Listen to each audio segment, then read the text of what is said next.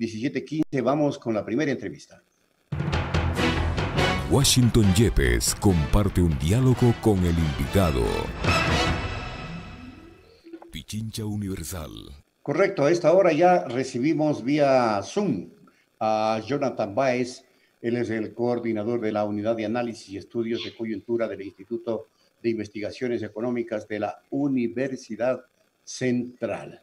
Bueno, ¿cómo están leyendo? ¿Cómo está leyendo el Instituto de Investigaciones Económicas de la Universidad el manejo, en primera instancia, el manejo de la crisis en el contexto de la presencia de coronavirus?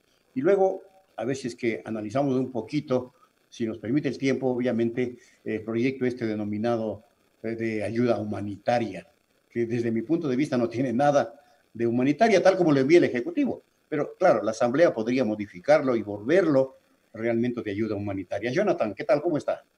Muy buenas tardes, querido Washington. Siempre es un honor participar del Instituto de Investigaciones pues, a la Ciudadanía y en su programa que me parece que tiene especial relevancia considerando el cerco mediático que existe en este momento.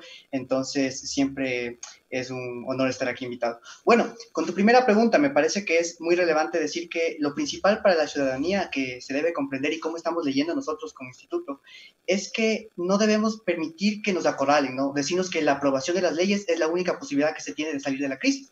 Y eso tiene que ver con el manejo que se ha hecho hasta ahora, ¿no? Entonces tenemos como ya se instala la crisis, ¿no? Se tiene la primera persona contagiada y después no hay una toma de decisiones ni de políticas económicas que permitan solventar la crisis. Entonces, eso inmediatamente se traduce en que no se haya implementado con la celeridad posible lo que se debía hacer. Y la primera decisión que se toma es pagar la deuda externa, ¿no? Los bonos 2020. Y esos 324 millones en este momento no solo tienen que contabilizarse como dinero, sino como las vidas que se perdieron, las vidas que en este momento están en juego, la serie de contagios que incluso el sector salud ha tenido que experimentar en este momento, ¿no? Hasta hace unas semanas teníamos la espantosa noticia de que del total de contagiados el 43,1% eran médicos, y esto se debe exclusivamente a la seguidilla de desmantelamiento que tuvo el gasto en el sector salud, ¿no? Hubo una reducción en relación de 2018 a 2019 de 66 millones y después tuvimos una reducción de la inversión del 34% entre 2017 y 2018 y después del 36% entre 2018 y 2019. Así que no es un azar lo que está poniendo aquí, es un continuo desmantelamiento de lo público, un desmantelamiento que de alguna manera empieza con la aprobación de la Ley de Fomento Productivo en agosto de 2018. Esto deja sin ingresos al Estado, ¿no? Porque ataca el tema petrolero, el tema de financiamiento de liquidez interna vía Banco Central y también altera también la regalía por minería, ¿no?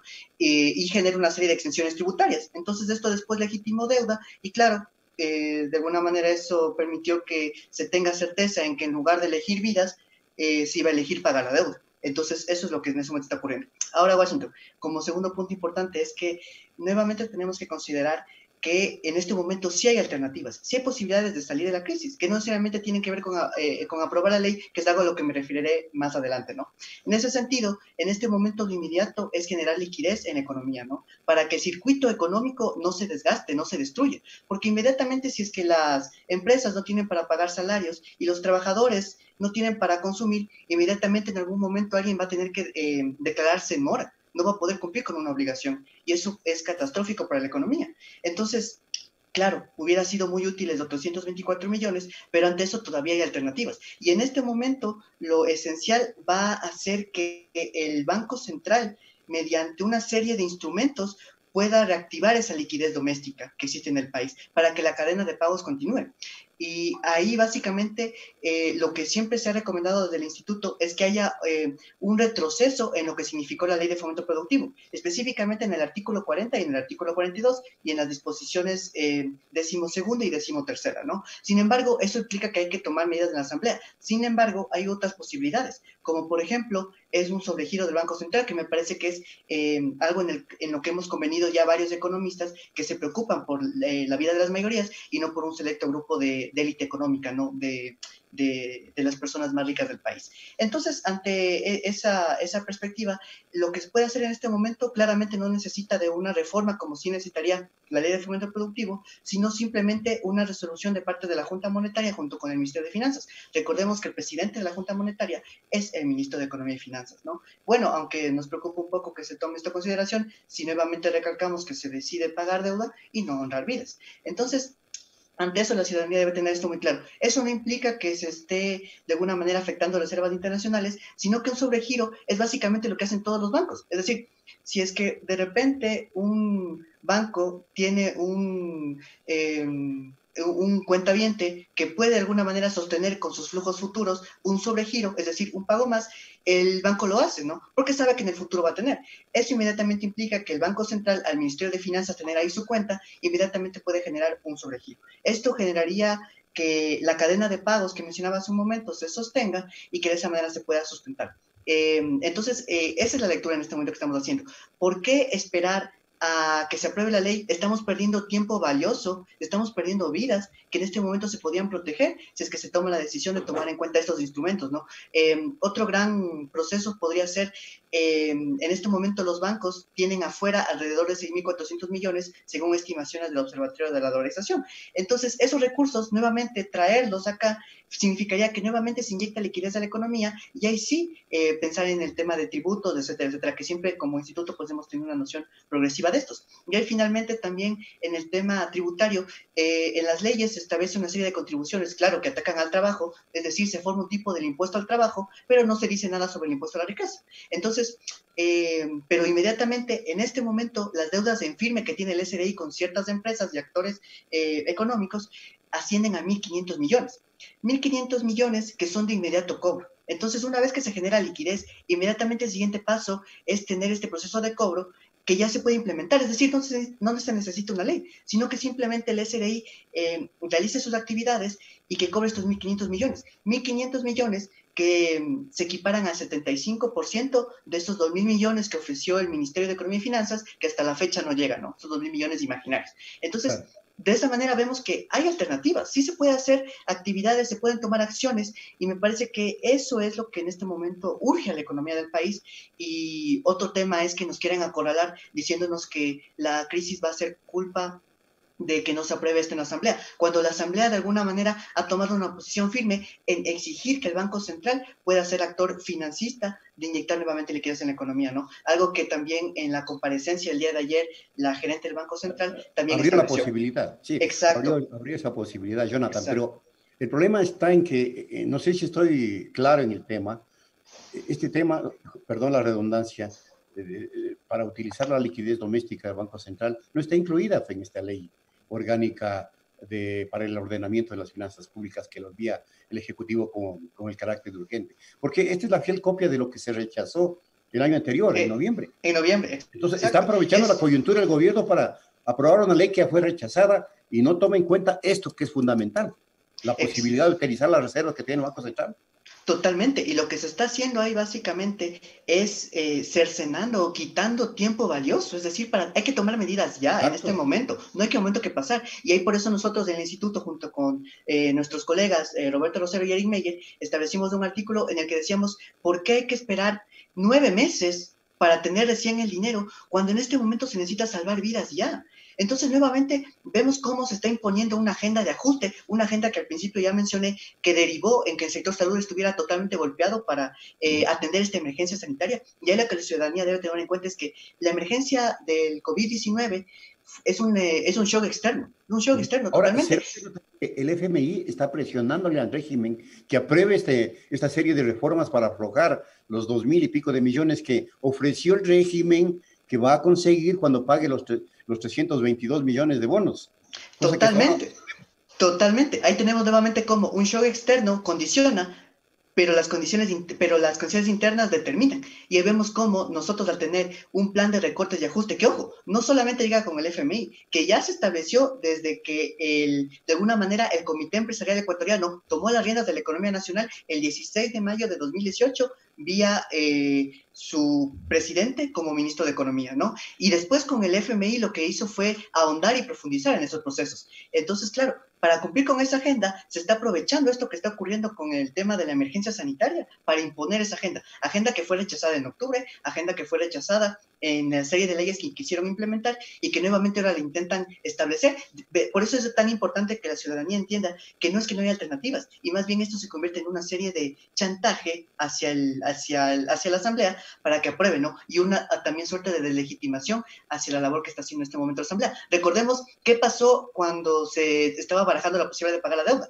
Hubo una resolución de parte de la Asamblea, un exhorto para que no se pague la deuda, sino que ésta sea retardada en algún momento y que ese dinero se use inmediatamente. Entonces, ahí nuevamente hay que tomar en cuenta cómo se está utilizando esto para nuevamente imponer esa agenda de ajuste que lleva también el tema del FMI, ¿no? Y ahí me parece importante también, Washington, ya para terminar la idea, es que simplemente con la entrada de liquidez doméstica tampoco es necesario verla como simplemente un gasto, como nos quieren hacerlo ver, ¿no? Como siempre nos dijeron, es un problema del Estado obeso, del Estado grande, de un Estado que gasta demasiado. Nunca fue un problema de gastos, siempre fue un problema de ingresos. Entonces, ante esto, pagar el salario a los trabajadores, pagar el salario a los médicos, implica que eso se genera consumo en la sociedad y eso permite que la cadena de pagos continúe. Pero vemos ahí un serio ataque al sector laboral y nuevamente esto se impregna en el tema de las leyes que han enviado. Es decir, intentan meter una reforma laboral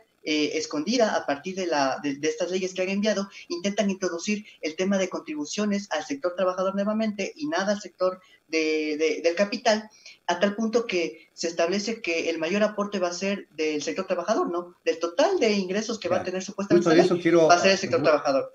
Justo sobre eso quería hacerte una pregunta para que redondees, Jonathan, el análisis.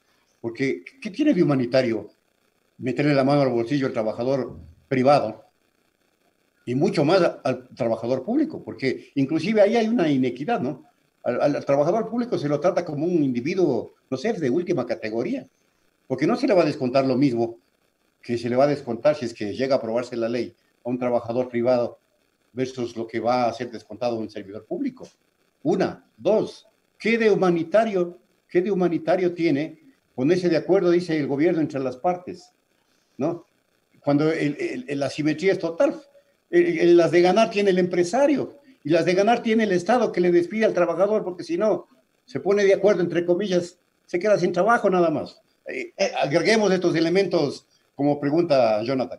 Ya, por supuesto. A ver, en la ley de apoyo humanitario tenemos dos contribuciones, ¿no? Una que van a ser el sector trabajador y otro que va a ser el sector empleador, ¿no? Al sector trabajador básicamente se le establece que pague de su salario honestamente ganado una parte, una contribución, mientras que a las empresas una utilidad. Sin embargo, cuando nosotros revisamos las cifras, vemos que del total de contribuciones, el sector trabajador va a aportar con el 64%, mientras que el sector empresarial solamente con el 36%. Claro, y ahí, ¿qué reflexión nos lleva a nosotros como academia, ¿no? Es que si nosotros analizamos cuánto fue la nueva riqueza generada en 2018, medida por el PIB, por el enfoque del ingreso, vemos que a los trabajadores apenas se le retribuyó con el 38%, pero al sector del capital se le retribuyó con el 54%. Así que sea una ley progresiva y que quien más tiene más paga, pues no está siendo cierto. Así que eso tenemos que tener muy en claro, primero. Segundo, ¿cómo es posible que se diga que quién más va a aportar? Washington, recordemos que en el artículo 3 y en el artículo 4, en ambos se ponen candados de exenciones, de tal manera que se dice, se podrá establecer exoneraciones o rebajas de estas contribuciones de los ciudadanos conforme a las condiciones que se deben modificar establecer mediante decreto ejecutivo. Y después, en el artículo 4, ¿no? Que es el del tema de contribuciones de las empresas, se dice que se podrán establecer exoneraciones en función del reglamento de esta ley. Es decir, si es que las leyes llegan a pasar en algún momento, que en este momento me parece que lo más importante es tomar las otras medidas, si es que llegaran a pasar, el Ejecutivo puede establecer fácilmente quién se va a exonerar. Y si tomamos en cuenta que es un gobierno que de alguna manera está tan empeñado en beneficiar al sector empresarial y atacar tanto al trabajo, las exoneraciones no van a ser el sector trabajo, va a ser el sector empresarial. Entonces, eso como primer punto. Segundo, ¿quién puede...? Estamos ya con el tiempo, Jonathan. Ya, finalmente. Sí. ¿Quién puede de alguna manera tener una serie de exoneraciones ya de principio, ¿no? los deciles más altos, el gasto tributario, es decir, las extensiones que tienen, ascienden al sector más rico como a 616 millones. Son 616 que se dejarían de pagar. Entonces ahí vemos una serie de mecanismos de evasión y de ilusión que finalmente van a activar estos sectores y que lo que van a hacer es no permitir que la economía siga funcionando. Entonces, para ya concluir las ideas aquí, lo importante en este momento es inyectar liquidez a la economía mediante el Banco Central, y el otro es cobrar inmediatamente la deuda tributaria que mantienen ciertos sectores empresariales con el SRI, que ya está en firme, y lo otro es que tener a la asamblea discutiendo estas leyes que de humanitario y de progresivo y contributivo no tiene nada, en realidad está quitando la posibilidad de que la asamblea no haga solamente un exhorto, sino haga ya un pedido obligatorio de que el Ejecutivo tome esta decisión y que obligue a la Junta Monetaria y a la Superintendencia de Bancos y al Ministerio de Economía y Finanzas a tomar estas medidas. Y también al mismo tiempo, ¿por qué no?, su otra función de fiscalización, que es el tema de juicios políticos. Entonces, ante esto me parece que es muy relevante estas posibilidades que se puede tener. Correcto, Jonathan, te agradezco mucho por haber atendido esta entrevista. Jonathan Báez es parte del Instituto de Investigaciones Económicas de la Universidad Central. Hemos dialogado con él. Hay que recordar que el artículo 328 de la Constitución prohíbe topar los ingresos, los salarios de los trabajadores públicos y privados, si es que no hay una previa aceptación del propio trabajador. Con esto, gracias, Jonathan, nos despedimos. 17:31, hacemos la pausa y ya volvemos a dialogar con la prefecta de Pichincha. Punto.